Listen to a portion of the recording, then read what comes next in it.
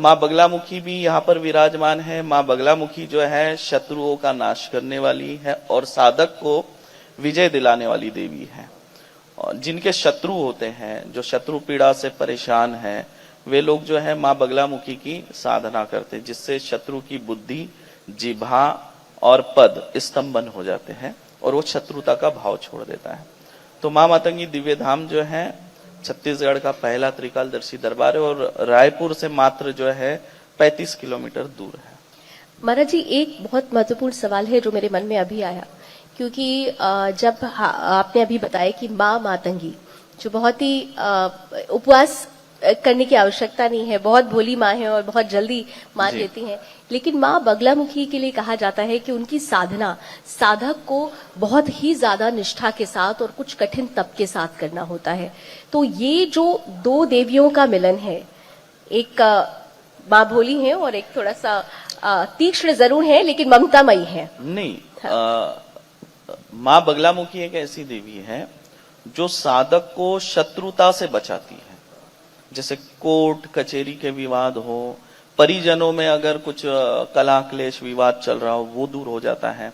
और जो शत्रु है उसके अंदर एक भय उत्पन्न होता है, चाहे प्रत्यक्ष हो या अप्रत्यक्ष शत्रु हो, सबके अंदर एक भय उत्पन्न हो जाता है कि नहीं, इस इंसान से मुझे लड़ाई नहीं करनी है, इससे मुझे दुश्मनी नहीं लेनी है।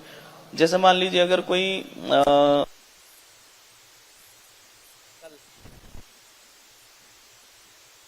रहते हैं, और सबसे बड़ा अगर धर्म परिवर्तन होने का अगर कारण है तो तंत्र बाधा, प्रेत बाधा। मैंने अक्सर देखा है लोगों पे तंत्र बाधा होती है, प्रेत बाधा होती है। वो लोग जो है मजारों में, मंदिरों में, हर तरफ भटक चुके होते हैं। फिर बाद में ये लोग वैसे लोगों को टारगेट करते हैं कि हम आपको ठीक कर देंगे और आप एक काम करिए, धर्म परिवर्तन कर लीजिए। तो बोलते मरता क्या नहीं करता, वैसी बात होती है।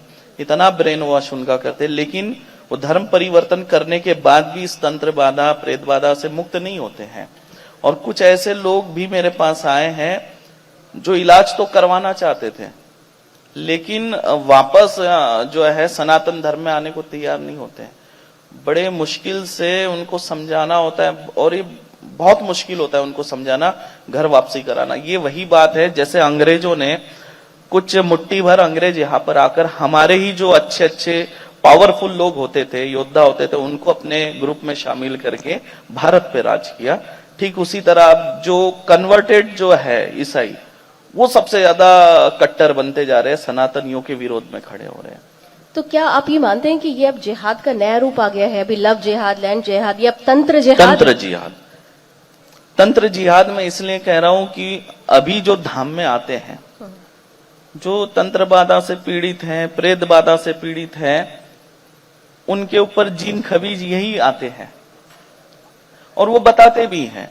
और जब हम उनके लाइफ से उसको कनेक्ट करते हैं तो वो 100% सत्य निकलता है। वो व्यक्ति उनसे जुड़ा हुआ होता है, उनके लाइफ से जुड़ा हुआ होता है।